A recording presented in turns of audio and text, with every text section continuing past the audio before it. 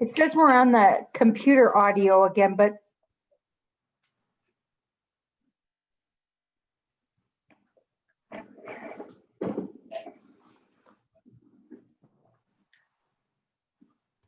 welcome all. I think maybe I have most of you muted. We're also live on Facebook now, so I think Mark and Josh are almost ready. If you're watching the slideshow, that's the wines and the chocolates we're going to be tasting today, so you can find out which is which.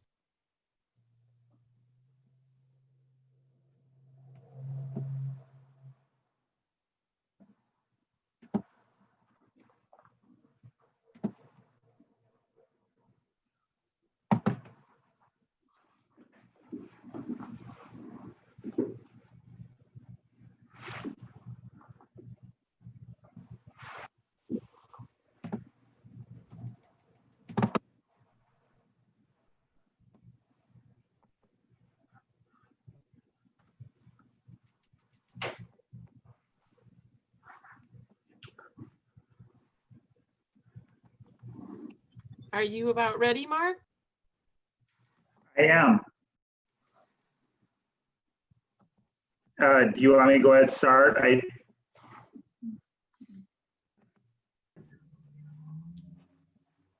Sure. I'm ready to go.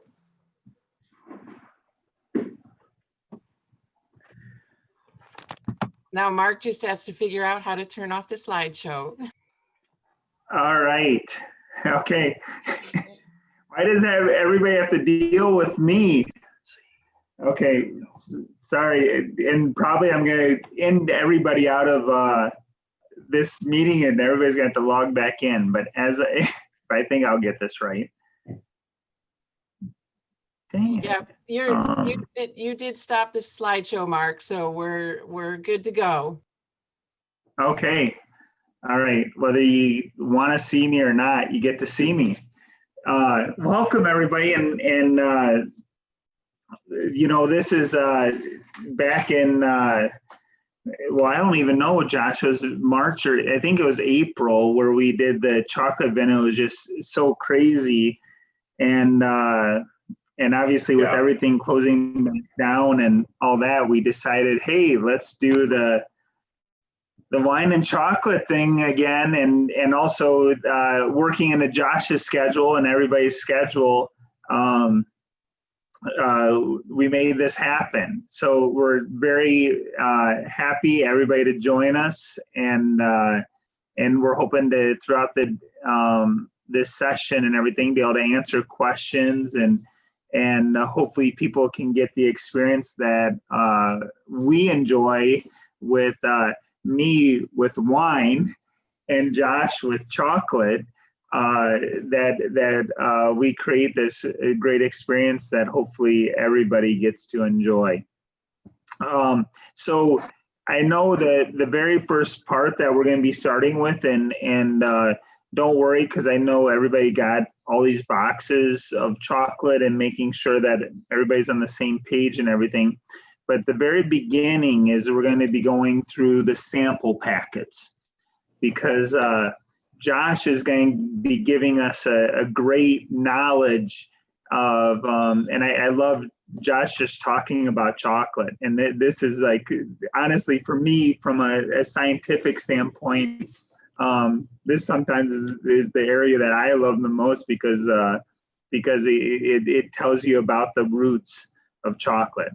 So I'm going to let Josh take it over from here, and then and as we go through this time and experience, I hope we all enjoy, and we'll add more stuff.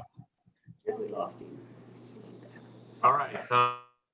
welcome everybody. It's Joshua here. I'm down here in Rochester, Illinois, just outside of Springfield. Can you hear me? Sitting across my shop. And Mark, do you have one of those actual sample? I don't have one of those sample packs. I never saved one for myself. I don't know if you even have one, but there's a little sample pack of chocolates. It's got 4 little pieces in it, little squares. Yeah, Mark's got something special too. So I gave him more than everybody else. So put those away, or everyone else is gonna be jealous. Yeah, there's a little plastic bag. It's got a square of chocolate. It's got 2 dark chocolates, a milk chocolate, and a white chocolate. And we're gonna start with the first dark chocolate one. And so the first dark chocolate one, at the end of the packet, there, I can't say left or right or top or bottom because it's going to depend on how you have it, but one end is going to have a white chocolate. So you want to go to the complete opposite end of that and get the dark chocolate one. And that is going to be 70% dark chocolate. And 70%, what 70% means is that this is 70% pure cocoa, which means it's going to be a little more bitter. And it's 70% pure cocoa, and that means the rest of it is going to be other things. What are those other things? It's going to have a little bit of sugar in it, not a whole lot. And it's going to have some cocoa butter in it, and it's going to have some vanilla. One of the purposes of cocoa butter and chocolate is to make it a little more creamy, and this is not going to have a whole lot of that, but it does have a lot of pure cocoa. So I want everybody, if you've got your piece, you don't need a whole lot of it, just a little bite of the 70%. And give that a try. I want you to put it in your mouth, and I don't know how you like to eat your chocolate normally, but I don't want you to suck on it. I know a lot of people, some people are chompers, some people like to suck on their chocolate. I want you to chomp this up. I don't want you to suck on it. Just go put it in your mouth and go chomp, chomp, like chew it up. And you want to chew it up so you can release all that flavor into your mouth. So I'm doing it with you. Mark and I actually do participate, so excuse us when we eat along and stop talking or talk with food or in our mouth. So so I always like to start with the least sweet chocolate. I haven't really actually had any chocolate yet today, so this is like one of the first things I've actually eaten today. And so because I've done that, to me this it hit me kind of sweet in the beginning. When I first put it in my mouth, and so I taste the sweetness of it. But as it sits in my tongue longer, kind of get some of that bitterness that that comes through at the end of it. You notice maybe it's a little bit grainier. It's not super smooth. That's because it's mostly cocoa, pure cocoa mass, like cocoa powder, like you have in your kitchen. So go and give that a try. Well, Josh, Josh, I'm going to cut in here because as it relates to wine, as we taste this dark chocolate, which, some fans love dark chocolate and some people love sweeter chocolate. And the whole sensation of this dark chocolate is when you're trying this chocolate and you get this dryness component on your tongue, that's tannins. And so if you ever hear about this, you talk to a wine person, they're talking all this complex words of everything. Well, chocolate has tannins, and tannins actually interact with your saliva and suck your saliva off your palate and create this dryness sensation. So even though this dark chocolate has a sense of sweetness, but also it gives this dryness, and that dryness is actually tannins. So whenever anybody talks tannins, this is the direct effect. And as Josh is talking about this dark chocolate, dark chocolate has more tannins in them than the milk and the sweet tannin. So it kind of has this is great because it has a great reflection in the wine. Absolutely, and that dryness in the mouth, I hope you should all feel that right now. I definitely do. It's a great description of that, how it relates to the wine. It's that grippiness, sandpaper on your tongue. Yep, absolutely. Yeah. The next one we need to do is going to be just a semi-sweet dark chocolate. I always have different, I have these little frogs here, little shape of frog. This is a 54% dark chocolate. Mine's a frog, yours is not. Yours is just a little square block. But 54%, the same thing goes for this. It's 54% pure cocoa is what this one's going to be versus the other one we just did was 70%. So this one has more cocoa butter and more sugar in it.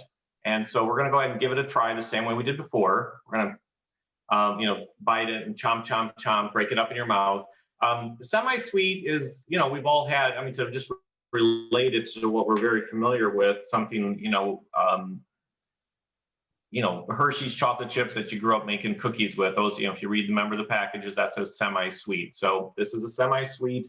This is what all of your truffles that are dark chocolate today are made from this, okay? So what this one here is what the truffles are. So we'll go ahead and do that one.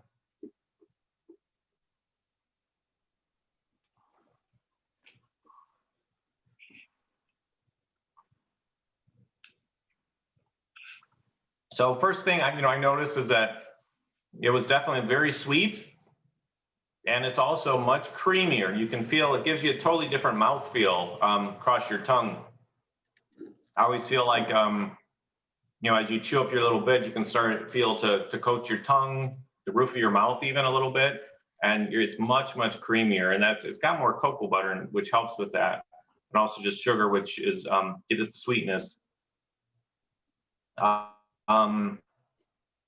But kind of, think about how long it takes to kind of clear your palate as you go through. How long does it take to do that? Think about the sweetness of it, the texture of it that's different. Again, this is what all the dark chocolate truffles that we're going to taste are this same one here.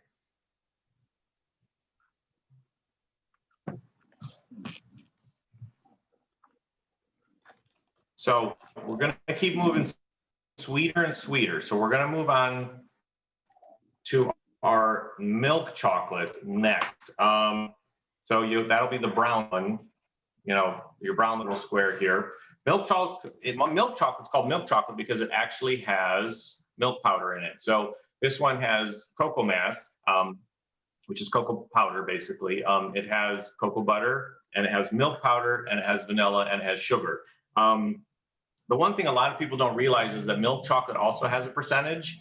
Just nobody ever talks about it because people don't really think about it when it comes to milk chocolate. But milk chocolate that you're going to eat here in this sample, this is going to be currently, we kind of switch it up a little bit because I was kind of playing around just like Mark does things. This is a 32% milk chocolate, which means this is 32% pure cocoa. You can see our percentages keep going down from 70% to 54. Now we're down to 32%. So go ahead and put it in your mouth and chomp it up if you haven't already.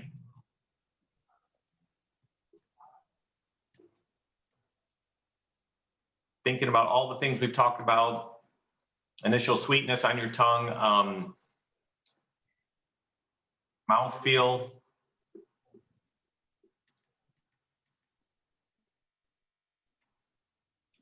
Creaminess for sure is very different. But this is also the first one where I feel like you can pick up other tones of flavor in here as well. And one that I always describe as a little bit of a caramel flavor. You may not think of it that way, but if you stop and think about it for a minute, if you're tasting a little bit of caramel on your tongue, that's just kind of the undertones of flavor that are in this one here. And part of my job as a chocolatier is I'm not a chocolate maker. I guess I didn't start with this part of the conversation. I don't make chocolate from scratch, but what my job is kind of as a chef is to go out and find great chocolate. So I try all kinds of chocolate from Europe. I don't use any American chocolate. The Europeans have really got this figured out. They've been doing it forever, and there's so many great varieties over there. So we import our chocolate, then we blend it, combine it, and do different things to create our own flavor. But depending on how the beans were roasted, how they've been fermented, how they've been ground for how long, we can pick out chocolate that has different flavors to it. And so this is one that we currently love. It's Belgian based. And I like it for its carameliness and its smoothness. You can think about how your tongue feels right now. Like right now, I have a lot of saliva in my mouth, as Mark mentioned earlier, versus that 70% where it felt very dry and sandpapery. My mouth is just salivating right now, and it's like I want more of something. It's like, Well, Josh, I'm going to cut in. Josh, I'm going to cut in real quick here. Part of this chocolate and experience with chocolate and talk about this is, Josh, can you just talk a little bit about history on how you got so involved with chocolate? Because I feel like when he's talking about Europe chocolate and saying, oh, well, who told you about Europe? Well, I mean, Josh experienced it. And I don't want, I'm getting into the story, but go ahead, Josh. Can you just share with us? Because I think that I always really enjoy hearing it every time you talk about it. Yeah, I appreciate that. Sometimes it's silly. Sometimes I figure everybody's heard the story by now, and I hate to bore people with it. But I mean that genuinely, because for those of you who don't know, we'll take it way back, Mark. You opened the door. So going back to when I was a junior in high school, I met a foreign exchange student from the Netherlands, and her name was Cecile. And I grew up in Lamoille, Illinois, there, where Mark also grew up. Not everybody knows our connection that goes back that far. And the fact is, some sisters babysat me when I was just a little boy. And so we go back to Lamoille. And when I was a junior in high school, this foreign exchange student came over from the Netherlands, and we started dating, and we fell madly in love. So my parents are out there listening to this as well, I hope. So I don't know if I convinced my parents, but they let me, I'm not sure, they let me become an exchange student to the Netherlands. And so my senior year of high school, I was an exchange student to the Netherlands. And growing up just, in a small farm town in central Illinois, I didn't know fine chocolate or anything. I always say how I'd go home from school and eat the same thing we all did, Hostess cakes and ding dongs and all those sort of things. So when I got over there, I discovered this chocolate shop called Will Oliver Bonbonnerie. And it just had the most amazing chocolate. It was a tiny shop. I think I have a tiny shop right now, but this place was even smaller. And I just fell in love with great chocolate, and it stuck with me. And I just loved it. And I thought it would always be really cool to be a chocolatier. I just didn't know what it would take to do that. But I just fell in love with great chocolate. And, as I traveled that year, I ate a lot of chocolate, tried different places from Belgium to Germany to France, of course, the Netherlands, and just fell in love with it. Came home from my exchange student year, went to Illinois Valley Community College, and then eventually on to Illinois State. Got a degree in business marketing. But I always had this idea of, in the far back reaches of my mind, of maybe becoming a chocolatier. I thought it'd be really cool. And then every time I would travel back to Europe to visit my wife, well, that girl, I ended up marrying that girl, but I skipped that part, right? But I ended up marrying that exchange student. So that meant I was going back to Europe a lot. So we would go back, every other year, and I would have more chocolate and try it there. And I just loved it. So then I eventually went to law school. So that's the other middle part of my story. Went to law school, became a lawyer, practiced law for 11 years. And then eventually we were at a point in our lives where I went back to culinary school down in St. Louis to Le Cordon Bleu, and learned how to be, really it's a pastry chef is what you learn. Because chocolate, kind of what we're doing with all these truffles today, really this is, whether it be a cupcake or a cake or a pastry, it's all about flavors, combining flavors and putting them together. So that's really what a chocolatier does. It's just a pastry chef that works exclusively with chocolate in terms of putting flavors together. So went there and got my pastry degree there and started Cocoa Blue. And Mark, I don't even think you know this. I haven't even posted on Facebook, but today is my 7th anniversary. I opened up on December 5th of 2013. So today is my anniversary. Thank you. Awesome. My anniversary. Yeah, well, thank you so much. It's part of me feels like that was just yesterday, and then the other part of me feels like I've been like I don't know what I ever else did in my life. You know, like I've always been a chocolatier. So it's very interesting. I can't. People will come in and say, "Aren't you that lawyer?" And like seriously, for a minute, I'm like, "Who? What?" Like I do not remember ever being a lawyer. Kind of. I mean, I skip over that part because I love what I do so much. For 7 years here at Cocoa Blue, here in little old Rochester, and working at it every day. Mark, I'm sure you're the same way. I mean, we're always trying to improve and get better and find just better ways to make great flavors for our customers. So did I hit all the highlights, Mark? Is the story? No, I love always hearing it. Always, there's always a new tidbit. Obviously, today's the day of repeal, so now I should remember it's not just the day of repeal of 1933 when Prohibition ended. This is kind of an exciting day from my standpoint of back in 1933 from being an alcohol, but now it's also when Josh started Cocoa Blue 7 years ago. Josh, I think it's always exciting to hear because I feel like, just like us with the winemaking is in the chocolate, what makes us do what we do. We're enjoying it and hopefully working hard to share that passion with everybody here. So anyway, I think that was a good break because some of these chocolates really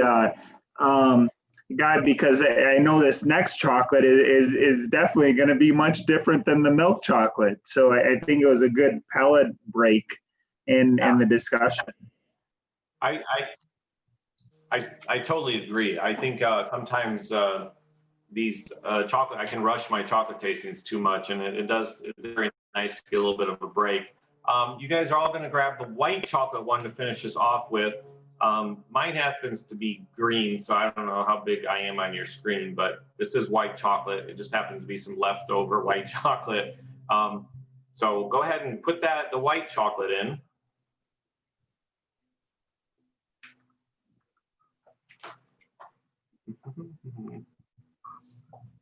And while these guys are chewing, if you switch your view to speaker view, you'll see them larger, whoever is speaking, which is, we have everybody muted but Josh and Mark. Okay. So that's the white chocolate. Going back to that whole percentage conversation we had about the milk chocolate, how most people don't know milk chocolate has a percentage. White chocolate also has a percentage. I get into conversations with people all the time. They'll say, well, is white chocolate really even chocolate? And the chocolate that a true chocolatier uses, not, it's always awkward saying this because I don't want to sound hoity-toity, but I'm not a candy maker. I'm a chocolatier, and there's different, and it comes down to the quality of the chocolate, because we use what's called couverture, which is a pure chocolate. You've only heard me talking about 4 ingredients really up to this point. We're talking about cocoa mass, cocoa butter, vanilla, and then we added some milk powder. And what you're not hearing any kind of chemical term up to this point. You haven't heard me talk about anything like a carnauba wax or a palm oil, anything like that, which is those are all components in candy chocolate. Candy chocolate plays a role in the candy world, for sure. I'm not, I enjoy certain candies as much as the rest of you. Give me a bag of M&Ms and I will tear that thing apart really quick. I'm not anti, but I'm still like candy shops and chocolatiers. It's 4 ingredients. It's the good stuff, it's the pure stuff, and that's what makes the difference between like a chocolatier and a candy shop. I think here in Illinois, we tend to find what I would call candy shops. And part of the reason I became a chocolatier is that as I traveled the state, not just the state of Illinois, but the whole country, I would find candy shops, and I couldn't find the same quality of chocolate that I was finding in Europe. And so that's part of the reason I wanted to open up my own chocolate shop, was to introduce this high quality. It's a long way of me saying that the white chocolate couverture that I use also has a percentage, and this is currently it's 26% white chocolate.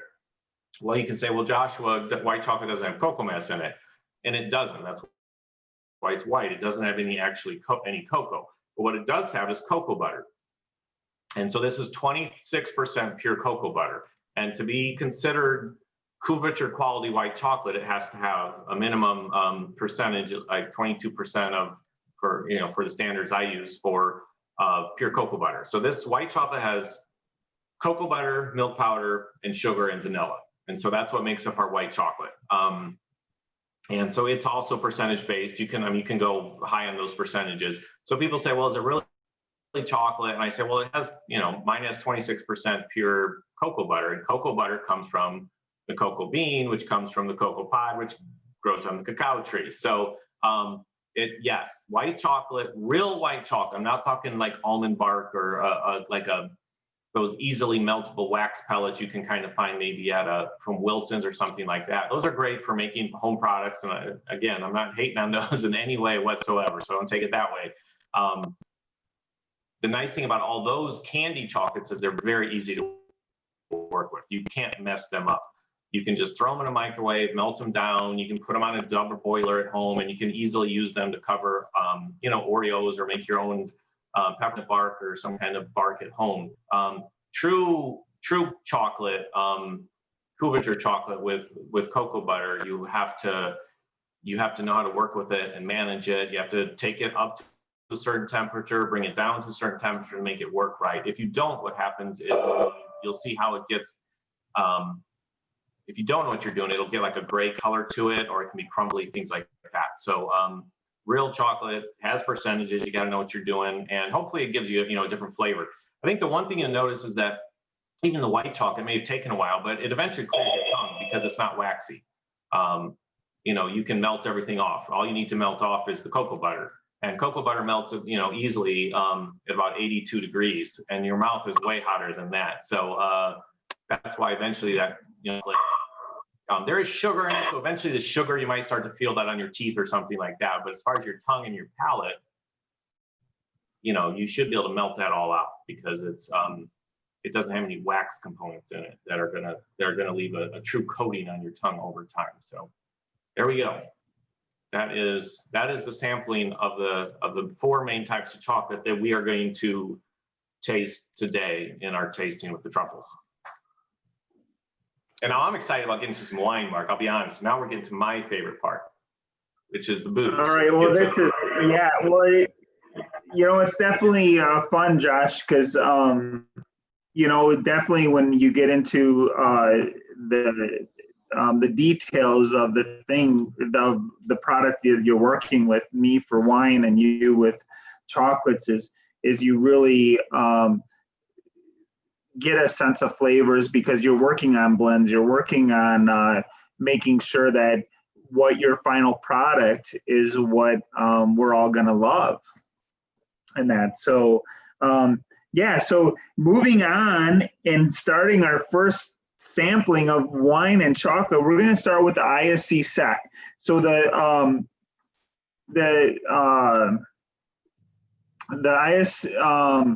I'm going to share my screen real quick and making sure I stop my screen correctly, because I think it's on a thing, but making sure that everybody knows which box of chocolate that we're going to go for. So, whoops. Mark, all the chocolate boxes are marked. Oh, they are? Okay, great, because mine wasn't.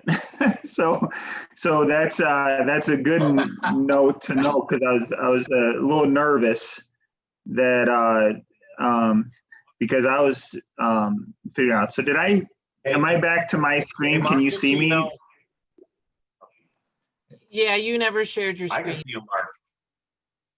And Mark, Okay. that was my fault, by the way. That was a special bag of chocolates I sent to you straight from my shop. So that was your direct from Cocoa Blue sample boxes. So they didn't go through the August Hill system. You were Okay. special. So. Well, thank you. Thank you. Well, also, I didn't mention at the beginning, so obviously you're hearing me, everybody sees me, everybody is seeing Josh, and we're really excited. But the third person that probably is the most important person that is actually pulling all this, is the glue of everything here, is my sister Suzanne, who does our marketing and advertising. So the person that you hear in the background that says August Hill Winery is Suzanne, and she is also monitoring, fielding questions and everything like that. And so I always want to, sometimes people are like, well, who in the heck is that person? Well, that's who it is. So we're going to start off, and with the sec, so this is going to be a little bit fun, because this is going to be also the first time Josh is trying these chocolates with our wine. And so he's going to be experiencing with you. I tried them because I'm the one that selected all the chocolates and the wine. So you better like them all, or else I don't know what I could say. But I think you're going to enjoy them. Well, what are you going to go wrong with chocolate and wine, right? So, but definitely, I had a lot of fun. I had help. I had a lot of help because we did go through a lot of different chocolates and wine, and wanted to really create this fun experience for you.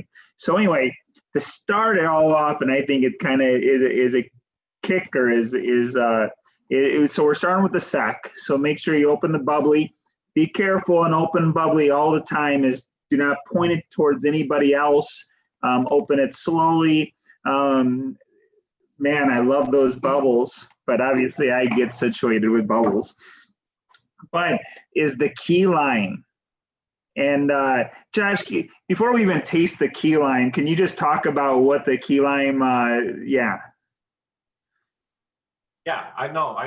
I'll tell you about each truffle as we go through. The key lime, I won't talk this much, I promise, all the time. The key lime, though, is kind of special to me because it's one of the original 8 truffles that I had the very first day I opened up Cocoa Blue. And since today's my anniversary, it's like extra special. And before I even opened up Cocoa Blue and I was experimenting with recipes, my hairdresser said, she was dating somebody. She goes, he loves key lime pie. Can you make some kind of key lime chocolate? And I said, sure, I'll try. So I experimented, tried with it, and came up with the key lime truffle, and it was a big hit from day one. So we've kept it along all through all the years. So this is a truffle that's been around for 7 years now. Really largely unchanged from that original recipe. A few tweakings, but pretty much the same thing. So we start with I don't know, Mark, we didn't really talk about, have we talked about how, one of the key things you should have with you is maybe some kind of paring knife or some kind of knife to cut your truffles if you're sharing them. I don't know if that was included any instructions or talked about yet, but I know Mark and I, we cut up our truffles to go through. They do cut, really well. I've cut all mine. You can see how nicely you can cut them. This is the key lime, and depending on how you cut it, you can kind of see something in there. What that is toasted graham cracker crumbs. So what we do is, to give this the key lime flavor, we toast graham cracker crumb with a little butter. We toast it to dry it out a little bit, and then we start by putting a little tiny 1/8 of a teaspoon of graham cracker crumb. Ooh, I don't want to say that again. In the bottom of the shell. And then it's a white chocolate couverture ganache. All of these are going to be, all but the caramel are going to be ganaches, which means it's going to be, every single ganache starts with chocolate in a bowl. So in this case, it has white chocolate, and then we have a pot and we boil our heavy cream, 38% cream, and we boil that, we pour it over and then we let it sit for a minute. And once it's sat for a minute, we then stir it. This one gets a little bit of butter added to the ganache, and then it gets key lime juice, of course. We stir that up, we pipe it into the shell, we let it sit open in the shell overnight so it can dry out just a little bit. It doesn't affect the creaminess, but it lets the moisture escape, which increases the shelf life. Okay, but anyway, I won't have to tell that whole story every time. I just wanted you to kind of understand what a ganache is and know that this one's special to me in terms of how long we've had it. Depending on how you cut it in half, you each may get a little graham cracker, or maybe only one of you. I don't know. But Mark, okay, so that's, again, not every truffle will have that long of a story, but there you go. I'll let Mark, are we ready to go? Is this Mark? Are we doing chocolate then? I see you're eating, so we're gonna go chocolate first, and then to the sec? Yeah. Okay.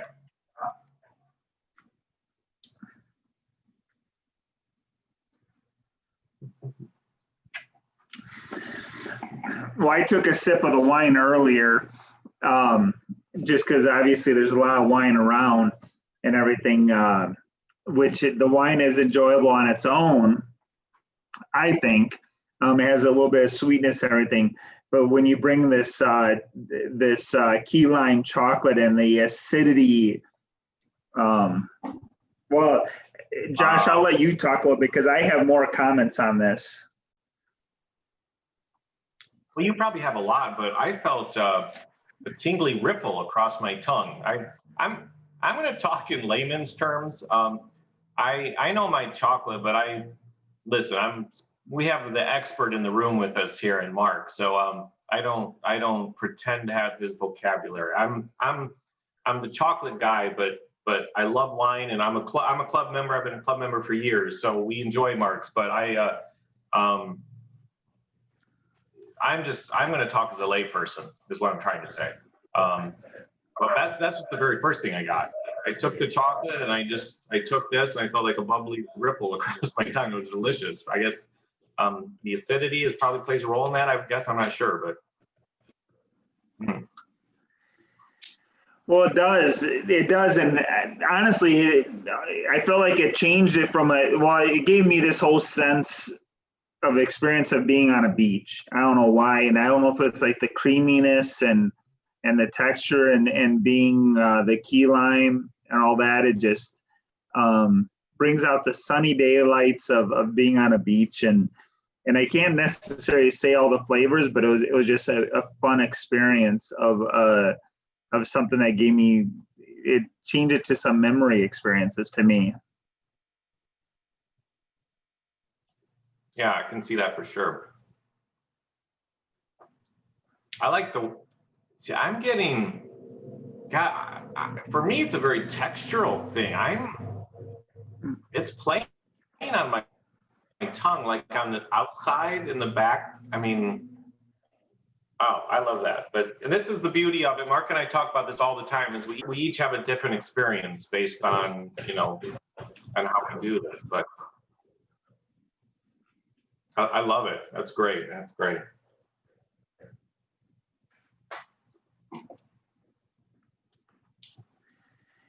And I'm a big fan. I don't know if Mark, you actually realized, I'm a huge fan of your sparkling. That's part of our wine club. It's one of once you started that's become my favorite. I don't know if I've ever said that to you or not, but boy, that was really good. Thanks, Josh. Well, thanks, Josh. And also feel free to put any comments or whatever on the chat board as we because we'll as we go through each section of the set, because so there's going to be 4 chocolates with each wine. So everybody's going to have plenty of chocolate here. So let's keep it going. And so the next one is it's going to be the white chocolate peanut butter.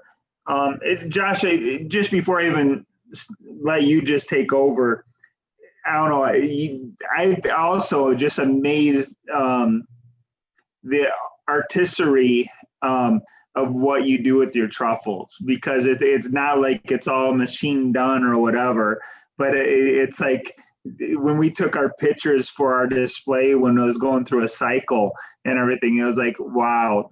I mean, this is art on its own, just on the display, besides of the flavor. And yeah. Hey, thank you very much. We do put a lot of effort into it. And I think that goes back to the difference between a chocolatier and a candy shop is the artistry that we put into it. So I always appreciate that. So yeah, no long story on this one, other than the fact that this is not a ganache. This one here does not have any heavy cream on the inside of it. This is peanut butter and cocoa powder, and then a little bit of powdered sugar. So not a true ganache, but yeah, peanut butter, a lot of cocoa butter. So we add extra cocoa butter to this. We melt it down so it's completely liquid, and then we blend it together. So here we go.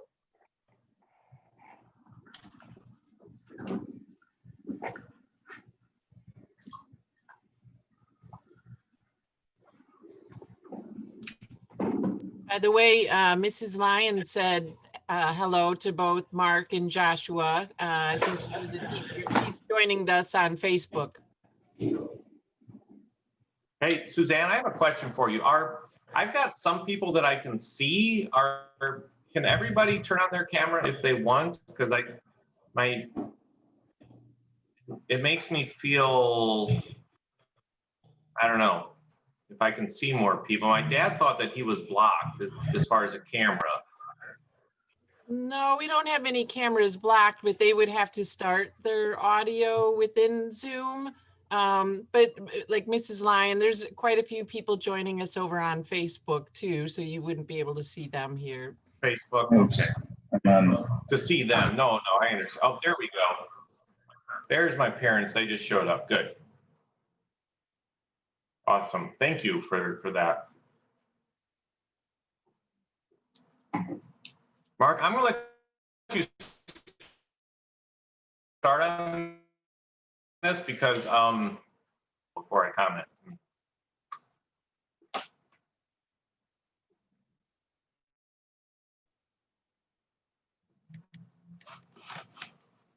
Mark, I think you're muted.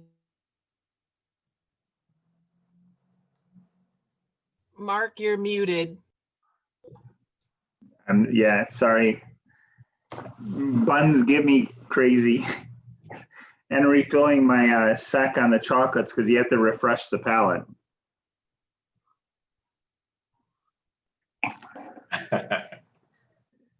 The thing on this, the peanut butter reminds me so much of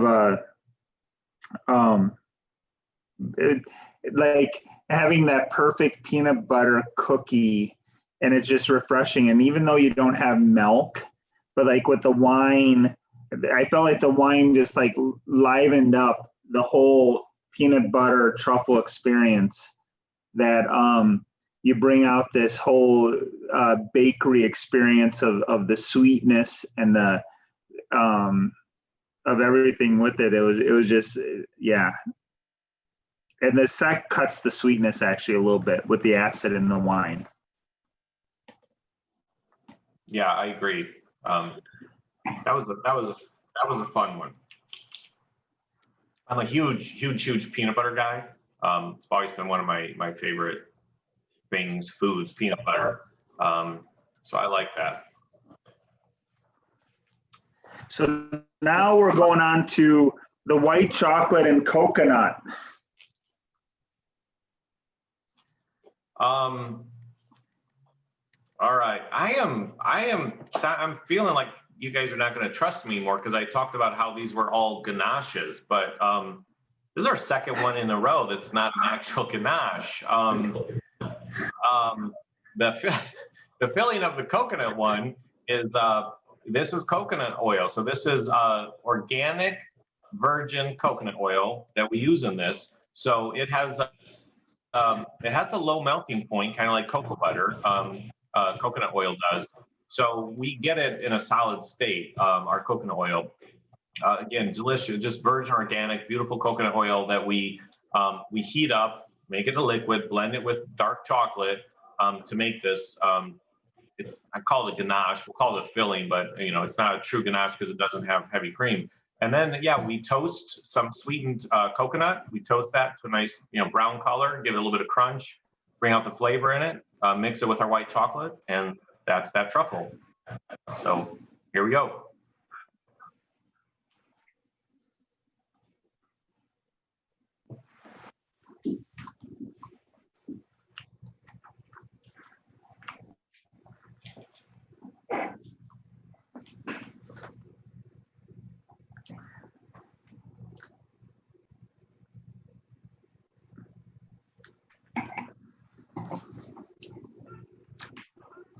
I don't know if everybody experienced when you took a sip of the sparkling wine with the coconut, and you got this whole, I mean, basically on your tongue, you got all this bubbles coming out of precipitation. I'm talking technical terms, but you got this whole like a fizziness going on. And that's basically CO2 in liquid comes out of solution when you have all these imperfections. And so with taking on this coconut and everything also creates this whole added effect on this like fizziness across the palate with the wine. And I feel like it actually pops the coconut and this whole sweetness and everything really integrates really cool with the wine. With the first one, with the key lime, when I talked about the feeling on my tongue, it was I was more of like, I think I called it a ripple across my tongue, a little bit more on the sides. With this one, it was more like you said, like a fizziness, like I felt like the bubbles, bubbled up on top of my tongue into the kind of the roof of my mouth. Like, that was I'm a very texture person. And so, yeah, I love the way that felt. If you still have some of that truffle, leave a little bit more on your tongue, okay? And then take a drink, okay? Because so if you have a little bit, if you already did it, that's okay. But if any of you still have a little bit of coconut truffle, just leave a little bit of extra on your tongue and then take a drink. And I think you'll get more of that,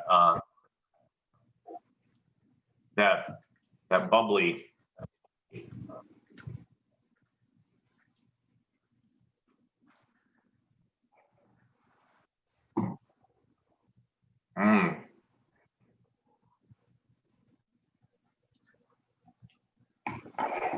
That's really, that's a fun, Mark, I think that's a fun experience as much as a tasting experience. It's the physical experience that what it does in your mouth. That's really nice.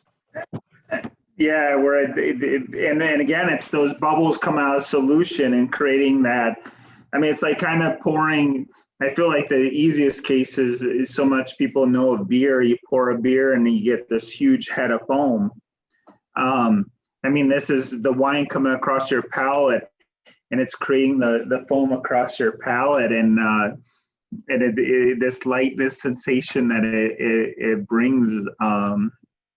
To me is lively, but everybody is to each to their own. Yeah. Yeah. So yeah, I hope everybody's enjoying. That was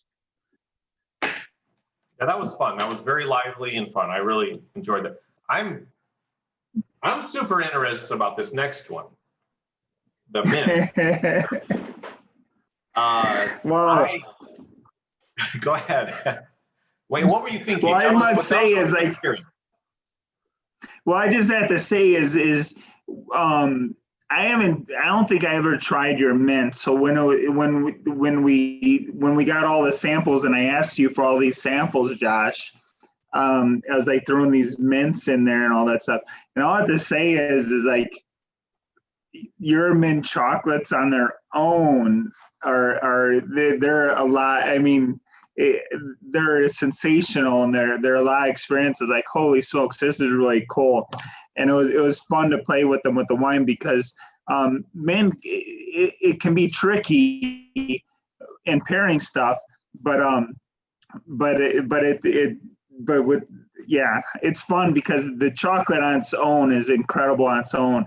And I think the pairing that we're doing here, just livens it up even more. But the mint is one of my favorites of what you're doing. And also I love the green and the chocolate. So the display of how they look are beautiful also.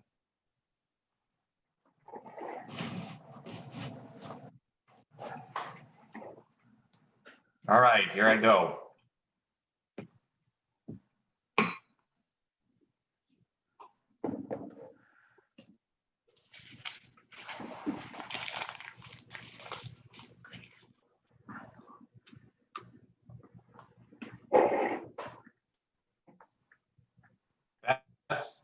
That's really nice. I think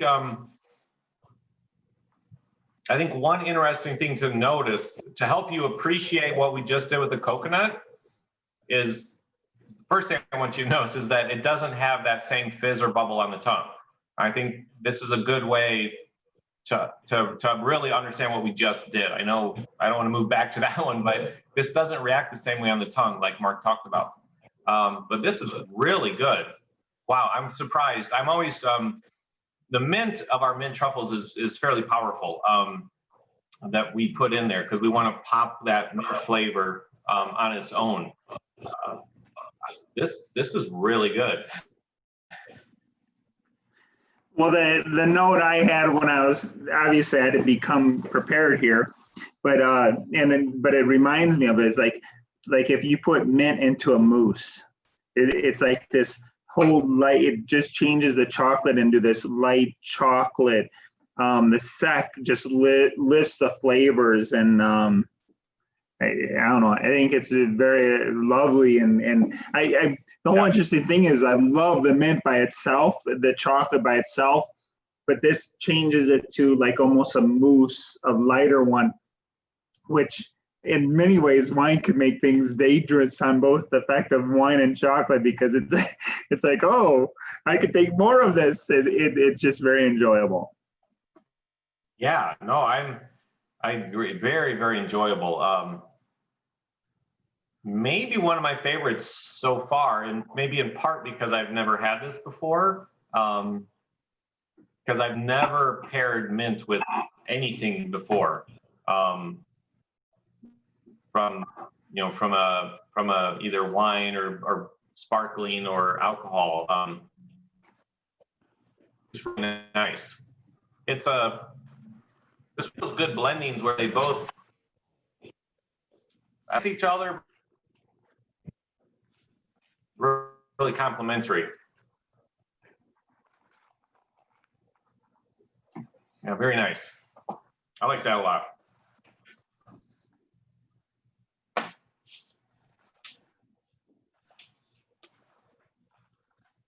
I just realized that, see, my problem is I have a whole truffle just to myself here but I still keep eating the whole truffle each time. And we still have 8 truffles to go. Whew. Yeah, but the thing is when you come back and say, hey, try it with this way, you still have something left to try it. I know. Oh my gosh. Because I have access to all my chocolate all the time, every day, because people always say, well, why don't you weigh 300 pounds? Don't you eat this constantly? The thing is, when I have access to it every day right in front of me, I can just have a little bit here, because I know I can come back. Like you guys, you go to August Till maybe to buy my chocolates, you buy a 12 pack, you're not there every day, but it's my own chocolates every single day. So I can do a little bit today, a little bit tomorrow, a little bit the next day. So I never binge or splurge on this much in one day. All right. So now we're going to move to the next wine. The second one now? Yeah, and just to give everybody a heads up is on the first one with the caramels, which I think is so fascinating in trying what Josh does with caramels, but definitely as we cut through open that one, this is one that's going to ooze out, and I think, yeah, that's part of the whole caramel experience of what's in there.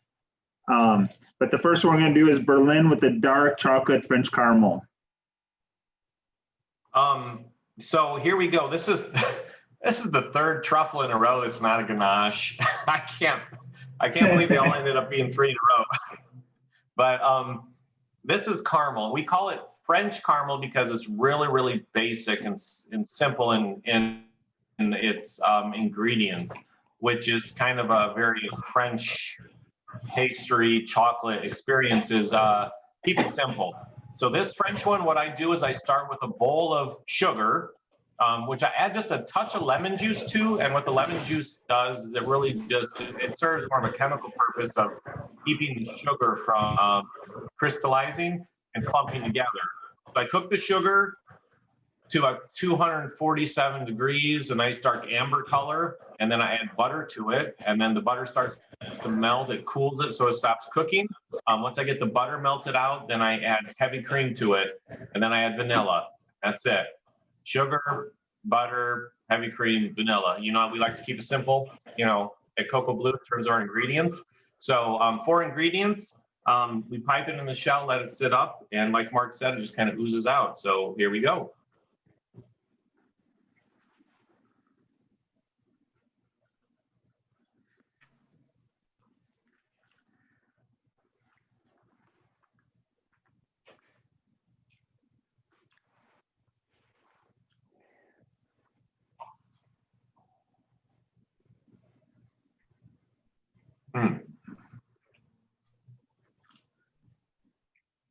Now, Mark, for me, I left quite a bit of the chocolate in my mouth when I took that drink, but for me, this is more about the wine. Maybe. I'm curious what you think. It really gave me a burst of the fruit flavor in the wine. I mean, that's what I really was like overwhelmed with. To me, the chocolate kind of disappeared. It was all about, that was my experience. I don't know what you got. Well, I wouldn't say that the chocolate disappeared, because I feel like in combination, we felt like it was like this whole, it's like kind of having this cherry cobbler effect. And it's like you got this this richness of the cherryness and the wine and all that, because now if you just drink the wine on its own, you're not going to get the same effect that you have with that chocolate.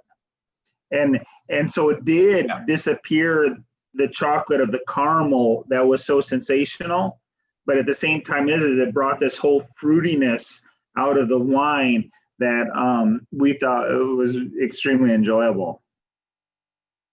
And one thing you guys that's interesting, Mark and I talk about this, is of course he knows his wines, you know, forwards and backwards, and I know my chocolate forwards and backwards. So sometimes we come to this with a different perspective, and I think of, you know, just in terms of what flavors we see in, you know, when we try this. And I loved, for me, there was an explosion of, like, I guess, cherry. It just like wow. And I really, really enjoyed that. So you're right, not that the chocolate disappeared, but it, like, I know so well what my chocolate tastes like, and it doesn't have any cherry in it.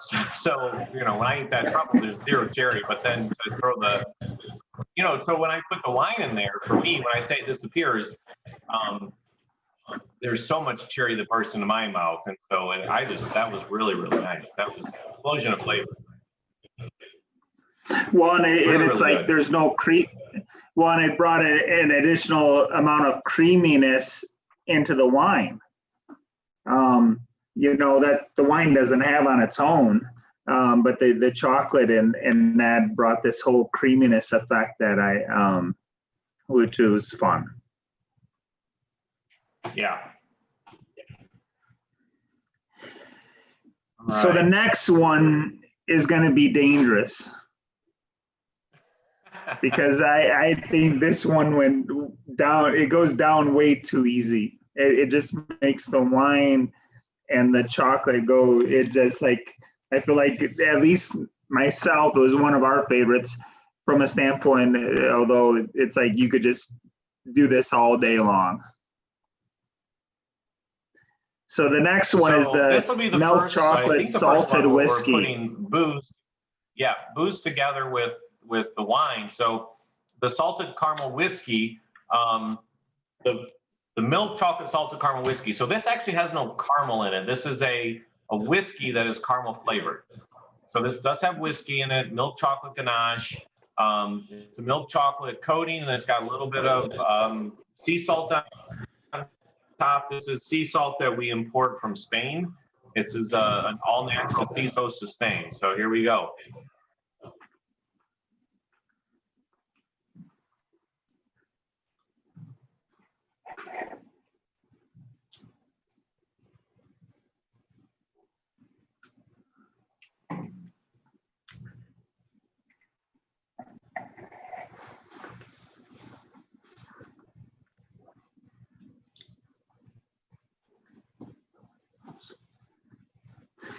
I feel like it brings out a little bit of chocolate sensation at the end that like tells you I want more. It just I feel like the Berlyn kind of accentuates the chocolate of what we love, and it's like, hey, I need another bite right away. Yeah, I liked what that one does to the chocolate, is how I feel about that one. For me, really nice. Again, I think just to compare, I think it's fun to compare to what we just had, and not that everybody tastes the same thing that I do, but there wasn't that explosion of fruit flavor. It was, this one. No. For me, this really enhanced the chocolate.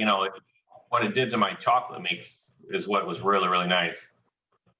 And I could still, the chocolate still, partially because it's milk chocolate and it stays on your palate a little bit longer.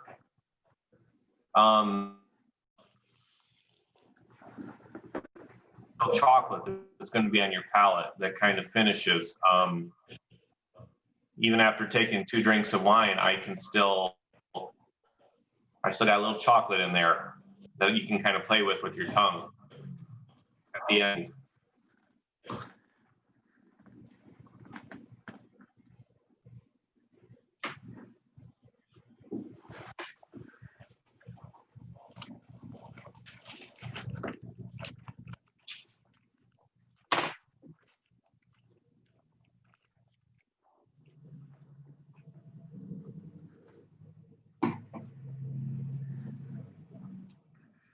So this that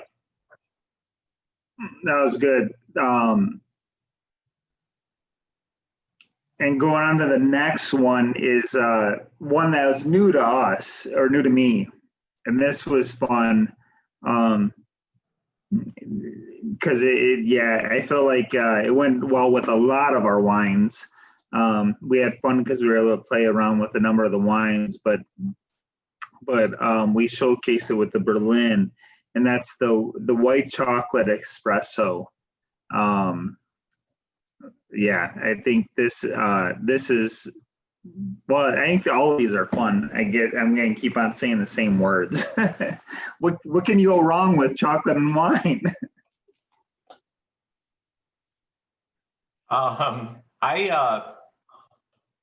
So this one here, we're back to true ganache. I can actually say that now. So heavy cream.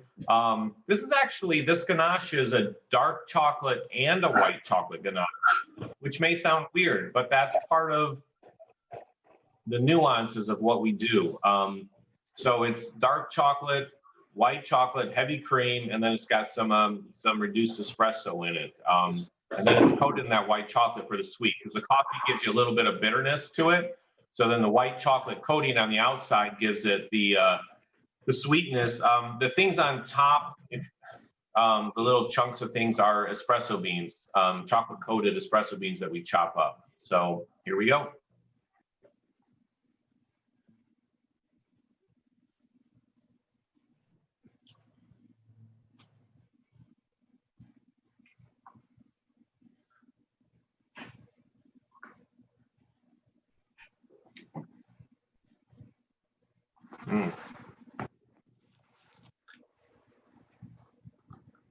Wow, Mark, that is really good. I will tell you, the white chocolate espresso is one of my favorite truffles in the shop. If you catch me stealing a truffle out of my truffle case, it's very often this one, because I like the espresso. I like the dark chocolate and the espresso flavor on the inside, but then I kind of like the sweetness that finishes on the outside. I don't know what to say as far as, I'm gonna have to try this again. As far as flavors, I know I really liked it. I'm gonna have to try it again. So I'll let you talk, Mark, while I try it again, see what flavors I'm getting. Well, I don't know if everybody gets what I get, but I get this like, well, this light espresso, and then all of a sudden at the end with the wine, you get this pop of cherry. I feel like, and again, it's not like a huge cherry, but you got this espresso, and then the acid in the wine brings out this cherryness sensation that kind of is fun.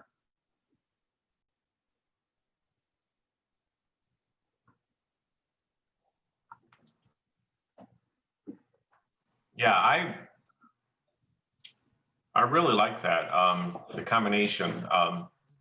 As Mark and I have done this in the past, I think sometimes we have combinations where the chocolate enhances the wine, sometimes the wine enhances the chocolate, and then sometimes there's just a really good melding of the two together where it doesn't necessarily enhance one or the other. They just really go together really well. If that makes sense. The chocolate's still good, the wine is still good, but there's little subtleties either at the beginning or at the end. And that's really good. I like it. I'm partial because it's one of my favorite truffles. So, but I really like that.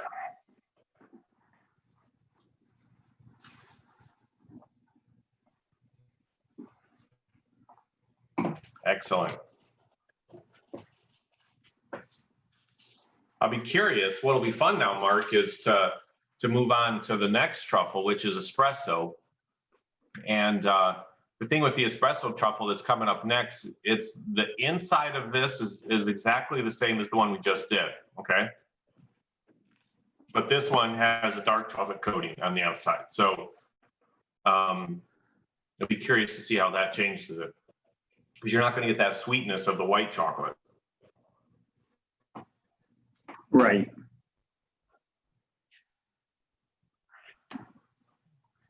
What on its own, Mark? Can you? Well, I know you're chewing right now, but the Berlyn on its own, how would you describe it to someone that was just having it for the first time? Well, we always describe the Berlyn as not too dry, not too sweet. It's actually our #1 selling wine that we produce. Overall, but also a big seller out of the tasting room. But I feel like it's the sweetest a dry wine drinker would want to go, but a sweet wine drinker, if they're with a dry wine drinker, they could go this sweet. So it has a little bit of that sweetness on it, but it has the fruit. It doesn't have any of the oak aging or whatever, but it's that fruit of cherryness, and not overly tannic. So it's kind of like, you can kind of maybe say it's like a red wine that wants to be a white, because a white is gonna be a little bit lighter, but yet it is a red wine.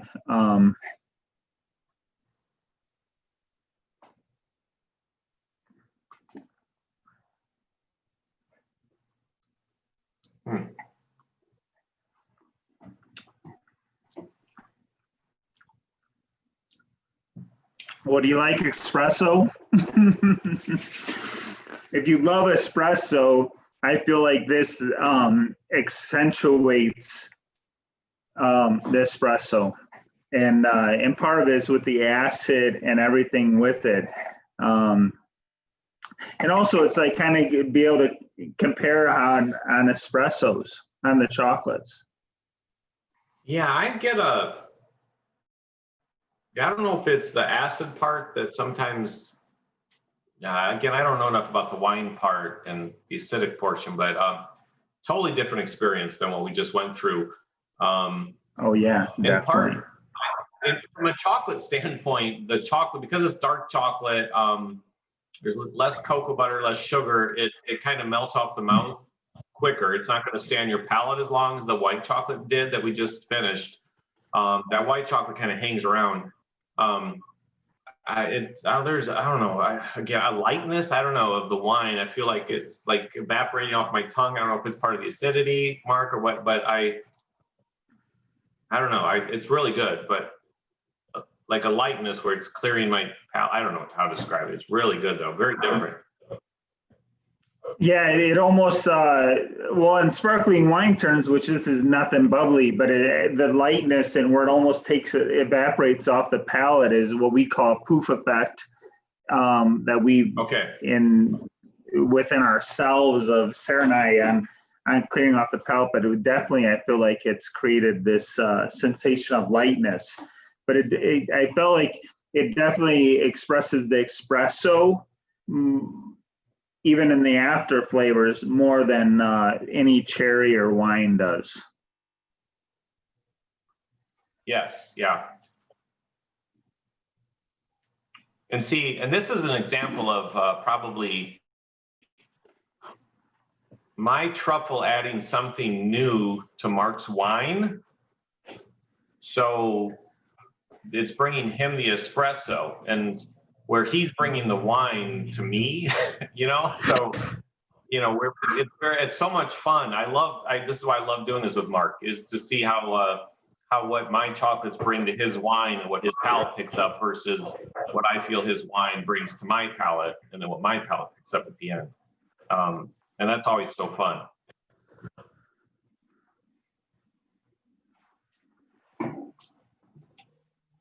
Very, very good. That was fun. I like that. All right. All right, we're moving on to the third wine. And this is, Augie's is something I always think highly of with chocolates, and looking forward to trying this. And so our first one we're going to be doing, and again, like look at the picture, Josh, I'm like amazed on all your chocolates. But we're going to start with the dark chocolate classic chocolate on that.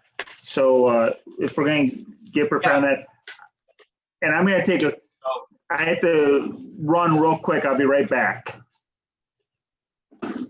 Yeah. But you can go. Yeah. This one, yeah. This one here, if you can see me, is this kind of a triangle shaped one. You'll notice that some of these were round. You'll notice this one has a shape to it, and also the espresso had a shape to it. These are ones where, as a chocolatier, we have these polycarbonate plastic molds where we actually create these shapes. We create these molds ourselves here in the shop. And this is one that, this is a truffle we don't sell in the shop. This is something that Mark, he asked if we had something that was just like a pure dark chocolate one. So this is something we've created for him and for you guys to try with this. So it's just pure dark chocolate, no other flavoring. This ganache does have, it's a true ganache. It has heavy cream and it has a little bit of butter in it. The nice thing about creating this shell is it's very, very thin. So your experience here is going to be more about the ganache that's on the inside and less about the coating around it. So we'll go ahead and give this a try. While Josh is chewing there, I'm just going to chime in that we also used this truffle a couple of weeks ago for our sparkling wine virtual tasting that we did, and we paired it with the demi-sec rose. And so I know we have at least one participant who had attended both of our virtual events. So I'm curious to see how, for you, Marianne, how the demi-sec compares to the Berlyn paired with the dark chocolate classic? Let me know in the comments.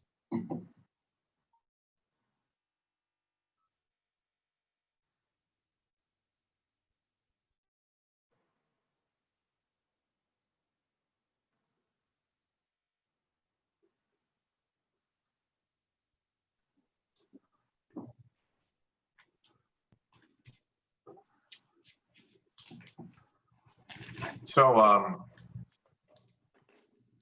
one of the things that one of the things with the Augies, obviously it's a very sweet. It's a dessert wine, so it's always very sweet. So one thing that I like is how the dark chocolate cuts the sweetness of it a little bit. To me, this is one that's a good complementary between the two of them. I mean, Mark can tell you how it changes the Augies, but for me, my chocolate, it doesn't change for me what I'm tasting with that classic dark chocolate. It's an enhancement. They work really well together with really. Mark may have a different feeling about how it changes the wine, but. Well, everybody here is definitely, well, I think have been into our tasting room and before all this COVID where we were doing tastings and we were tasting with chocolates. And we tasted with your chocolates, Josh, dark chocolate or milk chocolate or whatever their preference is. And obviously your classic chocolate is the dark chocolate, but I feel like Augie's just kind of, well, I feel like Augie's on its own as a dessert on its own. But when you bring in chocolate into the whole effect, it just brings it, it's like an exclamation mark. And with this, the dark chocolate, and the fun part about this dark chocolate is the classic, is the outer shell has the dark chocolate, which brings out a little bitterness. Because like Josh talked about, was bitterness on the dark chocolates at the beginning.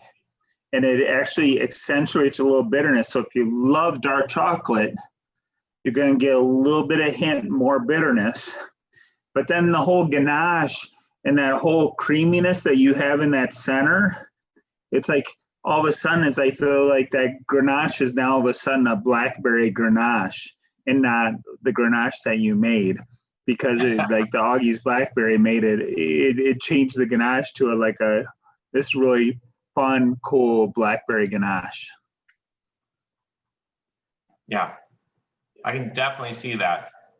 And it's interesting, the longer, as I listen to you talk and I just kind of let it sit on my palate in terms of the bitterness or, that picks of the dark chocolate that picks up, the longer it sits on my tongue, which is really interesting. It was a really good combination. I look forward to trying the next three, honestly, because I feel like, they're all going to be good. I feel like Augie's is a very, from my perspective as a chocolatier, it's a very, I don't know if powerful is the right word, but it's sweet. It's got the fruity flavor, and so it's very interesting to see how it pairs, with things, because I think it can be I don't know if overwhelming is the right word with chocolate, but it can dominate. You know what I mean? So to find how it pairs is really, really interesting. As a chocolatier, not as a winemaker, Well, it's so true, and Josh, it's like when you're putting together blends because it has a significant flavor. However, just with the key components of this dark chocolate, milk chocolate, and everything, and when we pair it in the tasting room, we love pairing it with chocolate. But you're absolutely correct because it has a huge blackberry sensation to it. So anyway. The next one is the dark chocolate salted whiskey, and this is fun because even the salt plays an effect we feel like in the whole experience on this. Yeah, and so the ganache on this one is the exact same as the milk chocolate that we already did. It's the same ganache, but it's just the coating that's different. So here we go.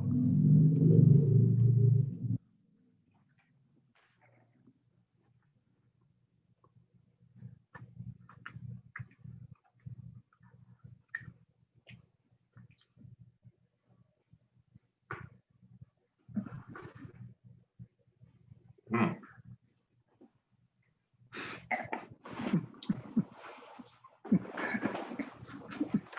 Wow. You mentioned the salt, Mark. Plays a big role, I feel like.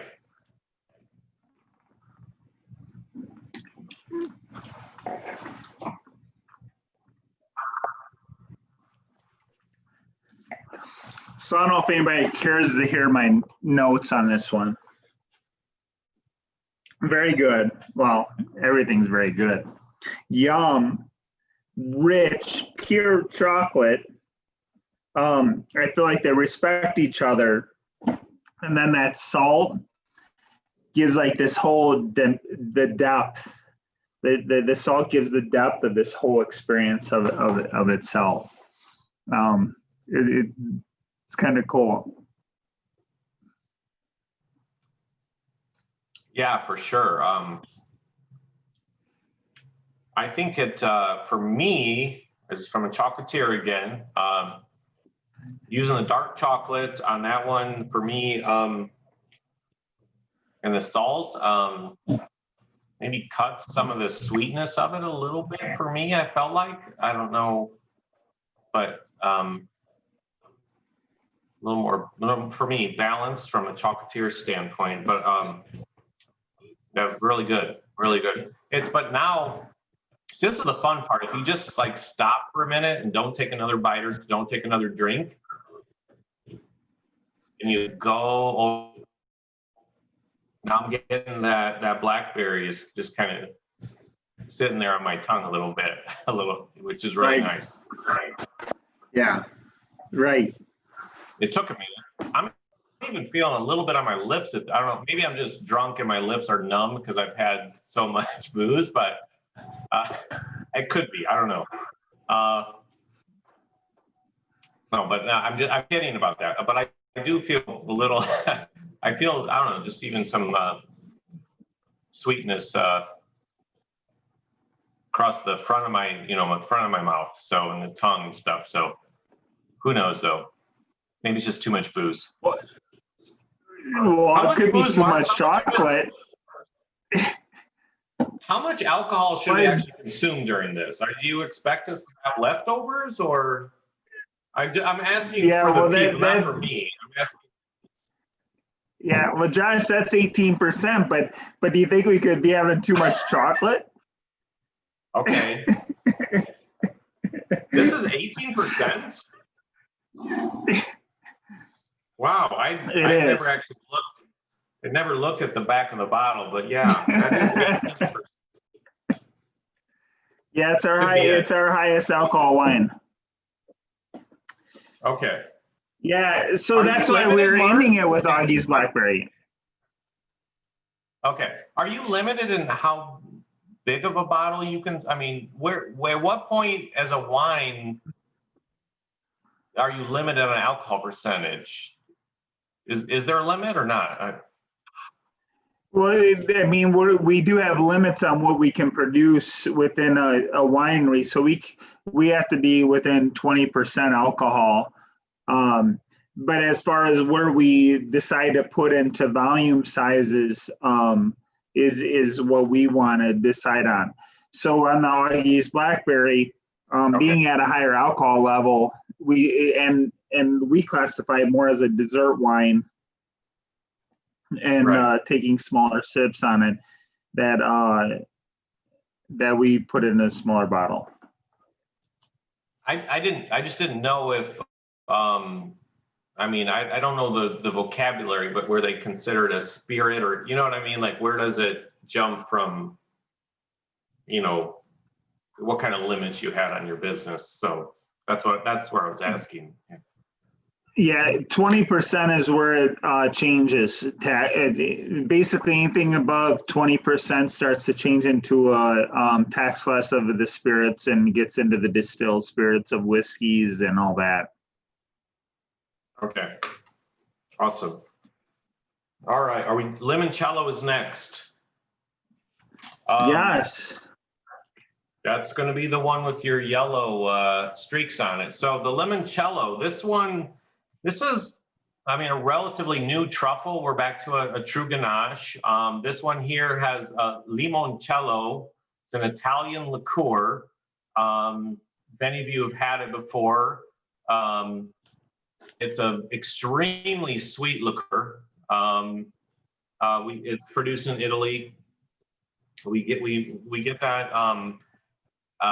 You know, it's a big bottle. It's yellow. Super sweet. By itself, it's not something you'd really, in my opinion, want to drink much of by itself. But because it's really sweet and has a strong flavor, it's really good for making a Ganache. We enhance the lemon flavor, though, by adding actual lemon juice to this Ganache. It's a white chocolate Ganache. Lemon, because of the acidity of it, we like to pair that with white chocolate, so that the sweetness of the white chocolate can help balance it. So this has got limoncello liqueur, lemon juice, and then it's a Ganache. So here we go.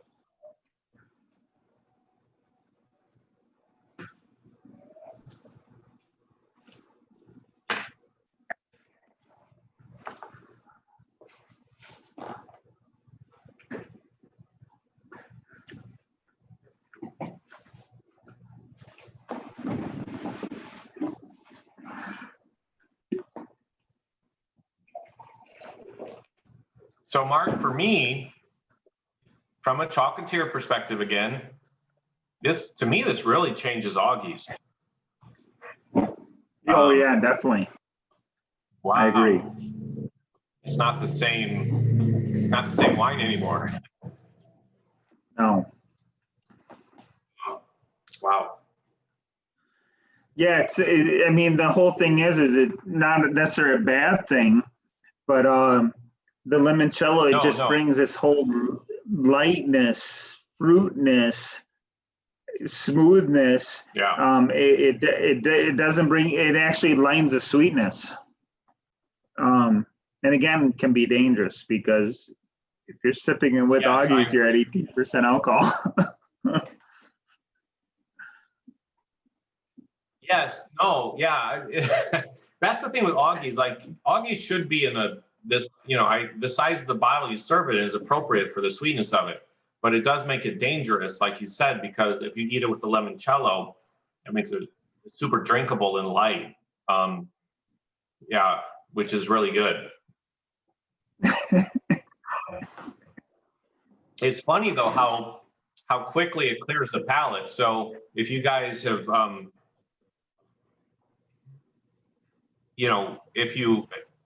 the first drink, it really changes it. But then if you take another drink of Augie's is back. And part of that is, the dark chocolate clears the palate really well. The acidity, even though it's white chocolate, which tends to coat your palate for a long time, because it's a lemon Ganache, it kind of lightens up on the palate really, really quick. So it's kind of like that drink, that first experience is the perfect one. If I had to do this again, I'd probably have all of you cut your truffle into quarters, so you could kind of experience it multiple times. Or even the eighths. I just cut it into another eighth. Sure. Yeah, I just cut into I took it because I'm sitting in the same situation as you, Josh. And I love Augie's on its own, but it changes the wine entirely, and it changes the chocolate. But the thing I like about the eighths is I love trying the chocolate totally on its own. I love trying the wine totally on its own, and then trying it together, and then also multiple times. So heck, you can go through a truffle really quick. Yeah. Although if you cut it into eighths, like you said, Mark, then you get to try the wine that many more times. And considering it's 18% alcohol, that's a lot more sips. Yeah. Then, have you noticed how red my face is getting? Is it just me, or is it am I blushing from the wine? Mark is used to this probably. So, but I'm also pretty fair complexion here. All right, so so we're down to our last one, which is probably good for us, for me. All right, so milk chocolate hazelnut crunch. So this is a little cup, a little shell that we make. We are back to another truffle that's not actually a ganache. This one doesn't have any heavy cream in it. This has hazelnut paste in it. So hazelnut paste is just toasted hazelnuts that are ground up until they can actually liquefy, because nuts actually have oils inside of them. So if you grind up, I mean, this is peanut butter, honestly, basically.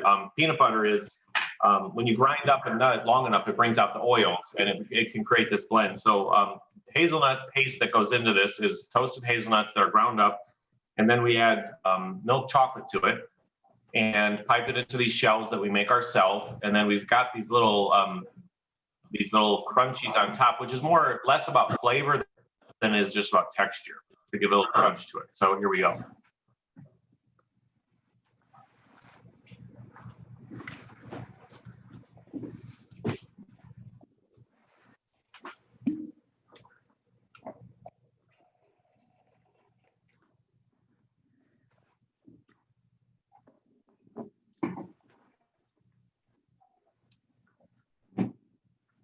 So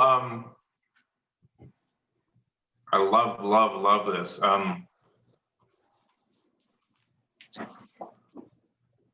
That I'll say about hazelnut is that the Europeans use hazelnut in their not only chocolates but also pastries a lot. And one of the things I love about European chocolates is hazelnut. So we do a couple of different hazelnut truffles in our shop. So my opinion is going to be biased by the fact that I love hazelnut. So this is amazing, Mark. I really love honestly, Josh, hazelnut with Augies.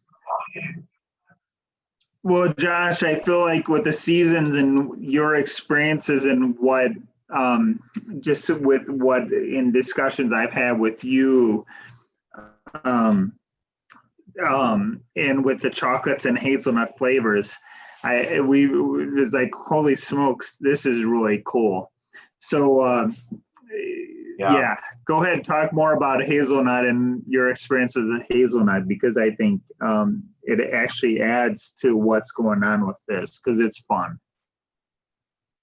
Well, I don't even know how to, as Mark said from the beginning, this is the last time Mark and I did this, we actually, the Saturday before this, we went through this one whole time, and that was actually a double. So we did back to back. That was a lot of chocolate and a lot of wine in like a 1 hour period. So we had time to, so I'm truly experiencing this with you guys for the first time. The fruitiness with the hazelnut is what I'm really enjoying. There's something about, because, nuts and fruit, we do like mixes sometimes, like dried cranberries and nuts, like a bar mix, like a trail mix of some kind sometimes. So it's not unheard of to combine nuts in the fruit.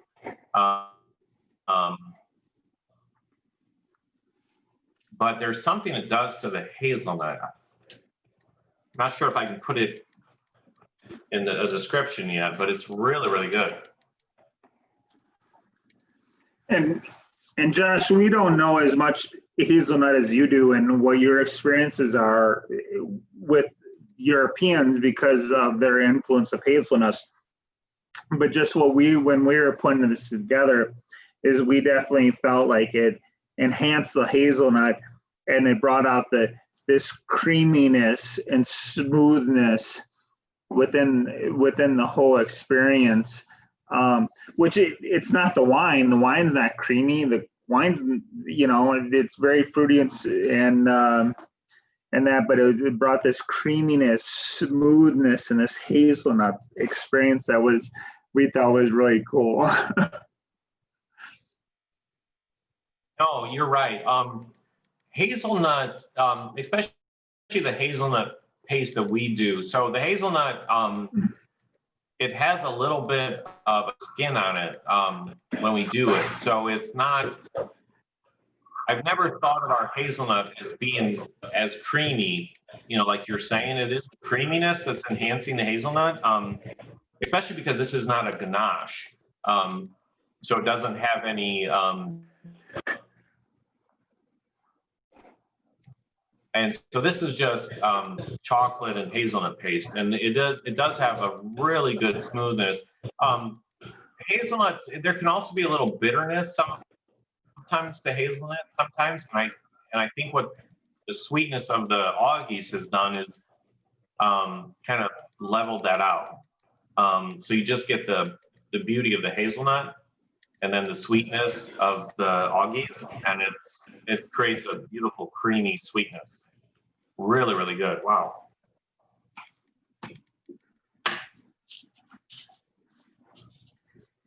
I think all the chocolates are dangerous.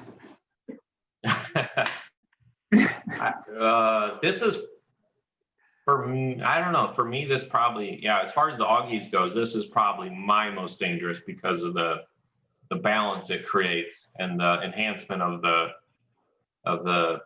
hazelnut. Really, really nice.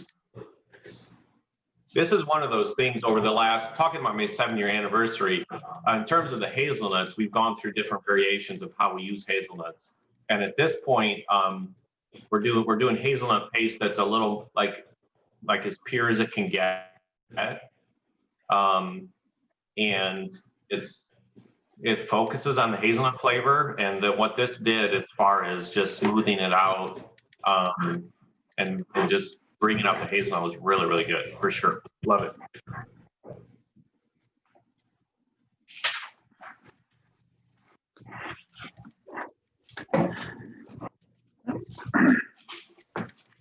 Well, Suzanne, are there any questions out there? I mean, I know, I wouldn't mind announcing just some of the stuff we're doing, and also letting people know that obviously Cocoa Blue chocolate, you can get your chocolates there as well, and obviously the people that are right here in our local area, we don't carry all of them, but we do carry a few of them. But also you can always still get everything Josh ships through the Cocoa Blue. But is there any questions out there, Suzanne?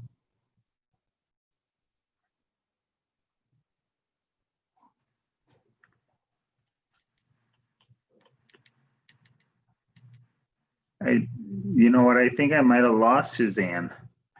I'm just looking at my session here as a, yeah. So Josh, I think I'm in control here, which is dangerously. No, I'm still here. No. Oh, wait. Oh. For some okay. reason. There Thank she God is. you're Good. still there. We don't want Mark in control. Well, I know, exactly. Usually I unmute with the space bar, and for some reason my space bar is going to the chat and I can't get it to leave there. So I had to just unmute myself. But we haven't had any questions in the chat, just some good input about people enjoying the pairings, and now quite a few needing a nap as well. So. Yeah, it's a lot of chocolate and a lot of wine in a short period of time, but really, really good. In this all sincerity, I mean, Mark did a great job. I played no role in terms of the pairing portion of this. Mark we've been working together for years. So he just requested truffles from me, asked me for some different variations, and I sent those out to him for him to put together a pairing. And he did, as always, he did an amazing job. I thoroughly enjoyed this, and I hope you all did too. I hope they probably have extra truffles there that you guys can buy for this pairing. If you want to share it, we've got the holidays coming up. And I think you guys are saving this on YouTube or somewhere where you can do this on your own time, you know, with your family over the holidays, and probably get some truffles to do this at a later date. Is that true, Mark? Can you hear me? No, that's definitely true, and this isn't, yeah, and I mean, obviously, we all know during these times, and well, it's created new experiences, and so we're hoping to continue more stuff after the first of the year. I know this is, as far as a physical chocolate and wine pairing, this year, but and actually, Josh and I haven't even talked about it, but I think we're both, you know, what we're doing here, and I think hopefully what you guys enjoy, we're hoping to continue this on. And I just wanted to cut in quick for anybody who purchased the virtual tasting and to join us today. You should have received an email with a 15% off coupon. For you could get this bundle again, or we've separated it into the mini bundles, so you could get the, like for instance, you could get the Augies with the 4 chocolates, or you can get the extra truffles alone too. But just our thanks for your support, because we really appreciate you. Yeah, we truly do, and also as Josh has been sending us chocolates and working with our wines, we're trying to figure out which wines create exceptional experiences that we want to pass on. We're trying to figure out how we can create additional experiences with the chocolates and the wines, and obviously what Josh is doing is incredible, and much of what we respect, and it's what we're doing too. Well, thank you all. Thank you, Mark. I appreciate that. So well, thanks, Josh, and go ahead, Suzanne. Well, whenever you're ready to close, or we can, I'll unmute everyone and change my view, and we can just do a final cheers together. Yeah, we can do a final cheers. Is there any other questions by anybody? We could unmute people or whatever.